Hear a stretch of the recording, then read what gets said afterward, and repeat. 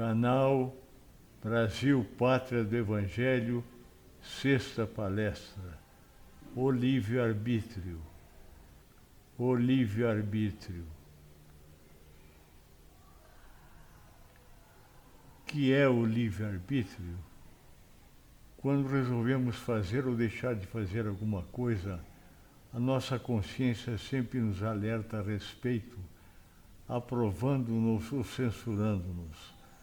Apesar de essa voz íntima nos alertar, sempre usamos o que foi decidido pela nossa vontade, ou livre-arbítrio. Nada nos coage nos momentos de decisões próprias.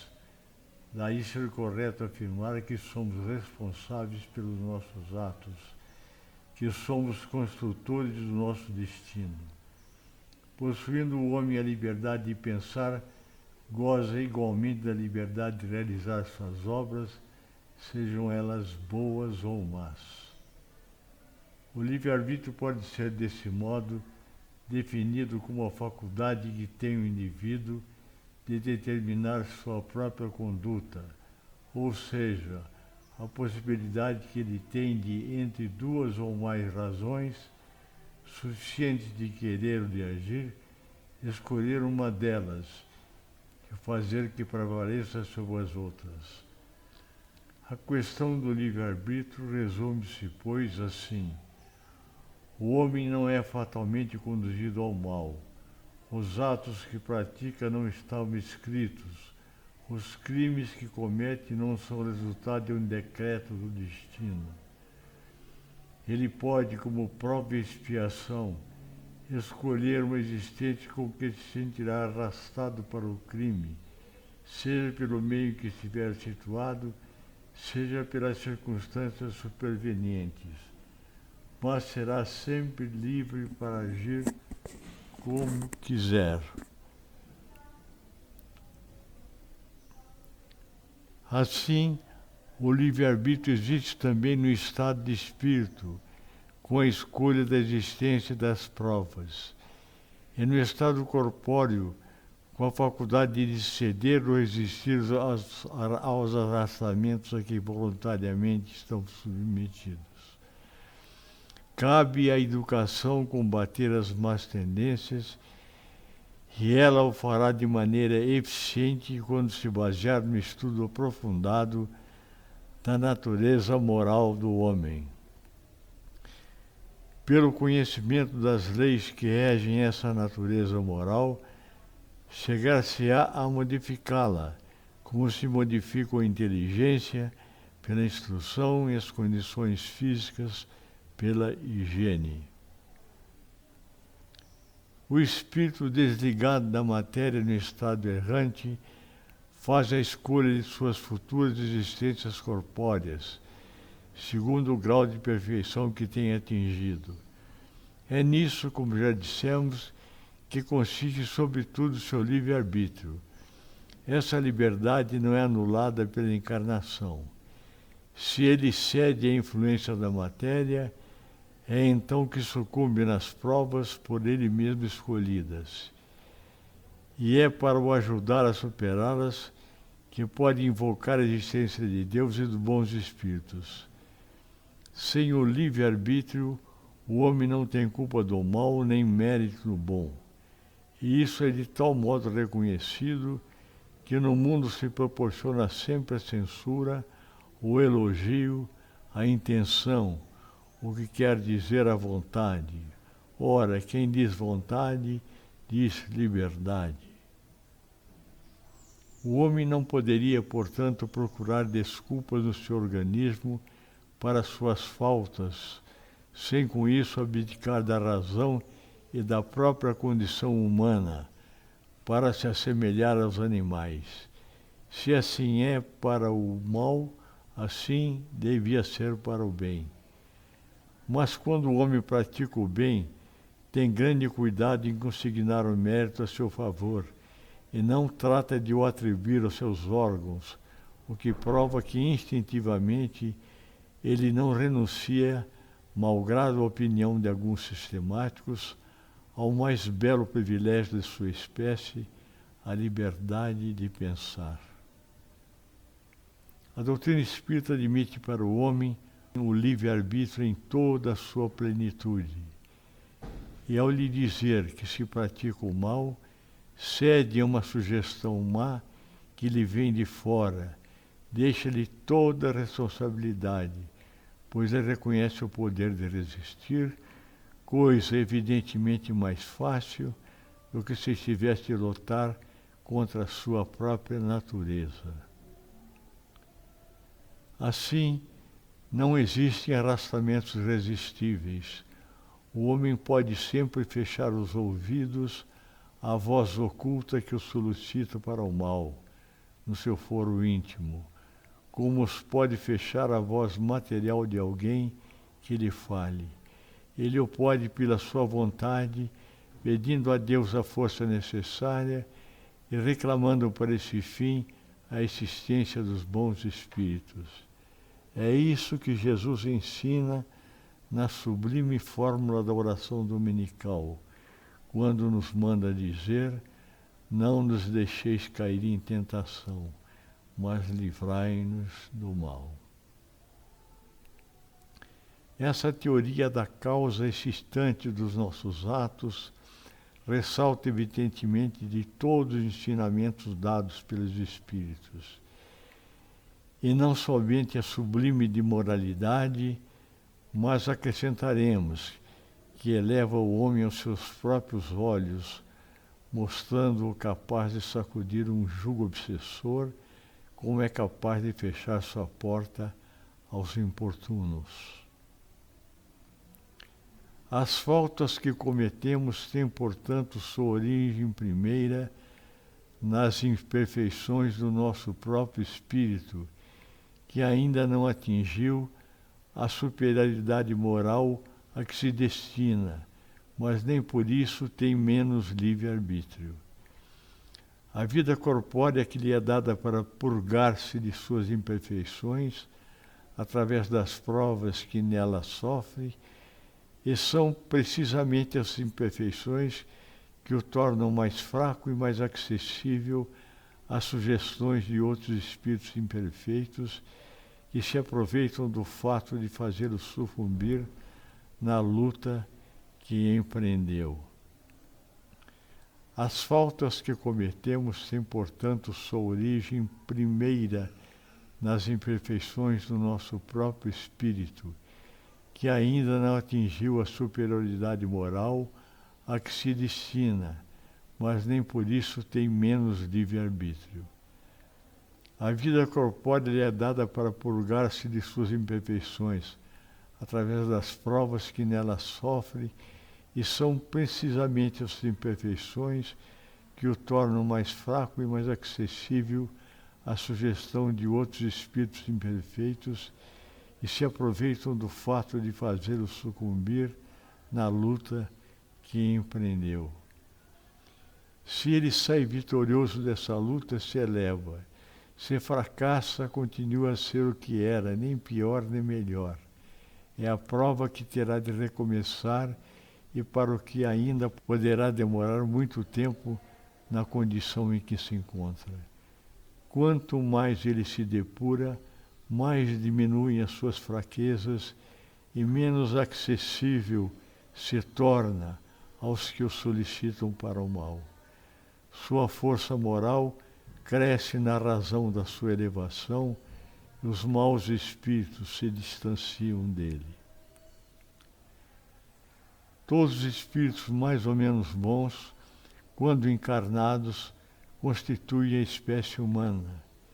E como a Terra é um dos mundos menos adiantados, nela se encontram mais espíritos maus do que bons. Eis porque nela vemos tanta perversidade. Façamos, pois, todos os esforços para não regressar a este mundo após essa passagem e para merecermos repousar no mundo melhor, um desses mundos privilegiados, onde o bem reina inteiramente e onde nos lembraremos de nossa permanência nesse planeta como de um tempo de exílio. O livre-arbítrio e a aquisição de conhecimentos. Para a doutrina espírita não há destino, não há predestinação, não há sorte ou azar. O futuro é construído todos os dias. Através de pensamentos e ações, o espírito e seu grupo cultural escolhem e determinam seus caminhos, exercitando uma característica indissociável do ser inteligente, o livre-arbítrio. A evolução é o fundamento da vida e ocorre pela aquisição de conhecimentos em sentido amplo, técnico, afetivo, emocional, moral, filosófico, científico, religioso. O espírito adquire conhecimentos novos através das experiências, vivências e convivências acumuladas ao longo de sucessivas situações pelas quais passa, tanto no polissistema espiritual como no material. Ao somar conhecimentos novos, o ser modifica a visão que tem de si mesmo, dos outros, do mundo e de Deus, ou seja, amplia a sua consciência e evolui. O conhecimento e o comportamento resultante das situações enfrentadas delimitam um caminho próprio para cada ser inteligente. De acordo com as suas escolhas, ele tem experiências diferentes e, em consequência, conhecimentos diferentes que desenham uma sequência própria que lhe confere individualidade. Na construção do perfil que caracteriza como único, cada espírito, inteligência, afeto, sentimento, valor, consciência, liberdade de escolha, exercício do livre-arbítrio, é o que permite ao ser inteligente alcançar os objetivos da sua vida. Os segmentos de conhecimento acumulados pelo espírito no decorrer de suas experiências determinam proporcionalmente uma capacidade de entendimento, compreensão e construção. O conhecimento que o espírito possui permite que ele solucione várias situações da vida. Dentro do limite do qual já é conhecido pelo espírito, as situações não se constituem em dificuldade e a sua resolução contribui para os que convivem com o espírito, alcancem também o conhecimento que ele domina. Entretanto, como as experiências vividas são limitadas, o que o espírito sabe também é limitado. As dificuldades apresentadas na superação de algumas situações indicam as limitações do espírito. A solução, o conhecimento capaz de resolver a dificuldade, no entanto, não se encontra pronta. Deve ser construída, adaptada às características únicas da situação e das pessoas envolvidas. A construção da resposta se faz da própria experiência do espírito, ou da experiência acumulada pelo outro, encarnado ou desencarnado, que será adaptada ao edifício de conhecimentos do espírito, de acordo com sua capacidade de raciocínio, seus sentimentos, seus valores e seu entendimento. É a liberdade de escolha que determina quais segmentos de conhecimento, tanto em qualidade como em quantidade, serão assimilados e como serão acomodados e equilibrados em relação aos conhecimentos que já constituem o ser, de forma coerente para sustentar comportamentos. As situações que o espírito enfrenta ao longo de sua trajetória, tanto no polissistema espiritual como no material, podem ser uma consequência direta de suas atitudes anteriores, ou podem ser condicionadas por variáveis além do seu controle.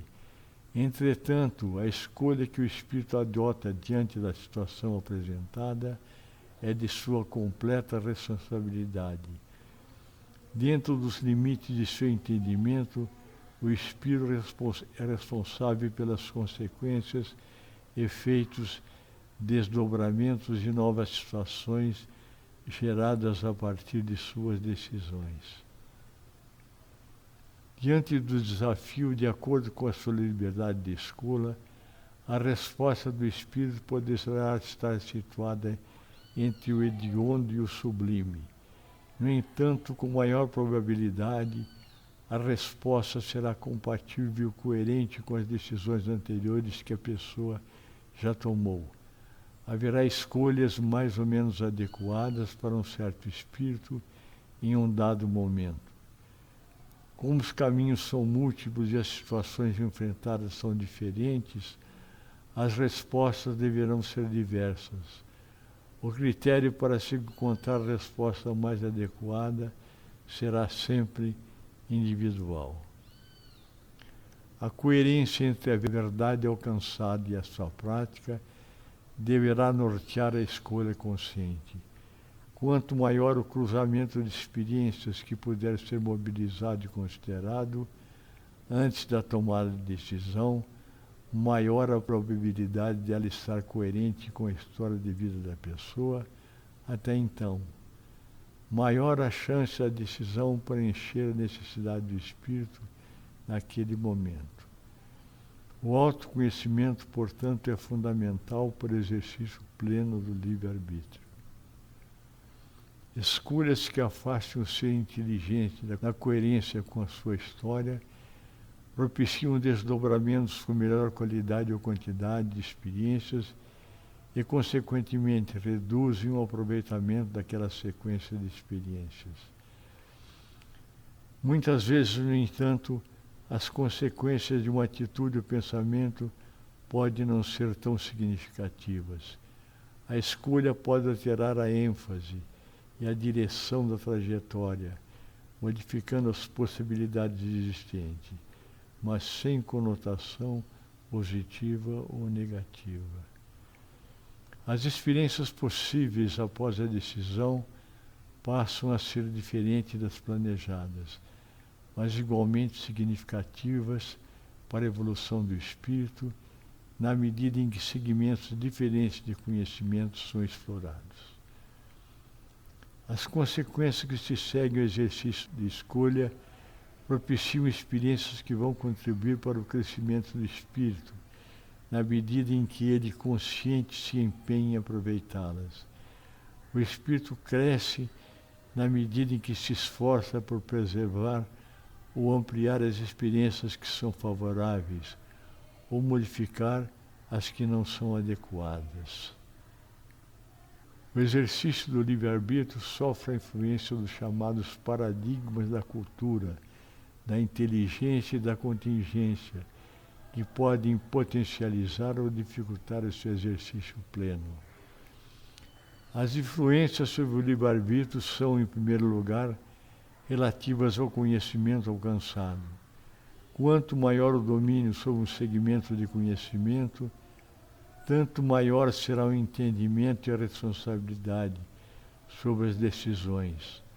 As decisões tomadas por uma pessoa no exercício de seu livre-arbítrio podem alterar, potencializar ou limitar o exercício do livre-arbítrio de outras pessoas. O exercício do livre-arbítrio é tanto uma atividade individual como do grupo social. As limitações e as capacidades do espírito se relacionam com as do grupo. As limitações e as capacidades do grupo refletem a soma da mentalidade de seus membros, determinando uma massa crítica que sustenta ou inibe algum tipo de comportamento.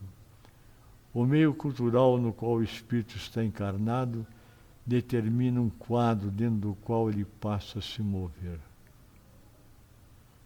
Esse quadro facilita atitudes e comportamentos na medida em que algumas soluções já experimentadas estão à disposição como exemplo. Em contrapartida, pode limitar ao aceitar apenas comportamentos com características aceitas pelo grupo, dificultando a exteriorização das potencialidades do espírito. Atitudes que atuem contra a mentalidade dominante no meio cultural exigem maior esforço para a sua sustentação, necessitando do apoio de um referencial diferenciado. O grupo cultural evolui, muda seu comportamento na medida em que seus membros evoluem, ou seja, esforçam-se para romper suas limitações, que também são em parte as do grupo. O grupo, não esquecendo de considerar aqui a família, pode determinar, criticar, inibir, sustentar, reforçar, permitir, propiciar, direcionar, induzir, limitar e estimular pensamentos e atitudes. O meio cultural é a maneira pela qual uma pessoa compartilha suas experiências com os outros. A inteligência, como capacidade de resolver problemas, determina uma ou algumas abordagens preferenciais que selecionem o que será considerado como problema, as respostas alcançadas e os caminhos que serão utilizados. Se há facilidade por um lado, por outro limitam-se as opções. A forma pela qual a cultura, associada às características biológicas, estruturou a inteligência, direciona a solução de problemas. Ainda, afetando o livre-arbítrio, as chamadas contingências, entendidas como incerteza sobre se uma coisa a considerar ou não, ou que pode ou não suceder, o eventual incerto determinado por variáveis fora do controle da vontade da pessoa ou grupos envolvidos. O espírito que reencarna se submete a algumas condições pelo fato de estar na Terra, que também afeta o exercício do livre-arbítrio. A alimentação, o sono, o envelhecimento, as limitações do físico, da visão, da audição, as formas de comunicação, as condições do meio ambiente, etc. Dentre os conceitos fundamentais que compõem o núcleo do cristianismo, o livre-arbítrio é o aspecto da lei maior, que sustenta a evolução do universo inteligente. Livre-arbítrio é a ação do espírito no limite de seu conhecimento e responsável na medida de seu entendimento. Conclusões. A questão do livre-arbítrio pode resumir-se assim: o homem não é fatalmente conduzido ao mal. Os atos que pratica não estão escritos. Os crimes que comete não são resultado de um decreto do destino.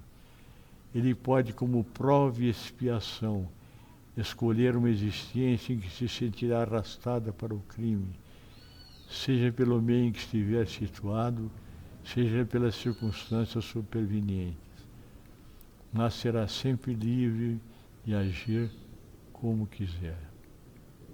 Sem o livre-arbítrio, o homem não tem culpa do mal, nem mérito no bem, e isso é de tal modo reconhecido que no mundo se proporciona sempre a censura, o elogio, a intenção, o que quer dizer a vontade. Ora, quem diz vontade, diz liberdade. Assim, o livre-arbítrio existe também no estado de espírito, com a escolha da existência das provas, e no estado corpóreo, com a faculdade de ceder e resistir aos arrastamentos a que voluntariamente estamos submetidos. O espírito desligado da matéria no estado errante faz a escolha de suas futuras existências corpóreas segundo o grau de perfeição que tem atingido. É nisso, como já dissemos, que consiste, sobretudo, o seu livre-arbítrio. Essa liberdade não é anulada pela encarnação. Se ele cede à influência da matéria, é então que sucumbe nas provas por ele mesmo escolhidas. E é para ajudar a superá-las que pode invocar a existência de Deus e dos bons espíritos. Não há destino, não há predestinação, não há sorte ou azar. O futuro é construído todos os dias. Através de pensamentos e ações, o espírito e seu grupo cultural escolhem e determinam seus caminhos, exercitando uma característica indissociável do ser inteligente, o livre-arbítrio. Referências bibliográficas. Por favor, leiam as referências bibliográficas.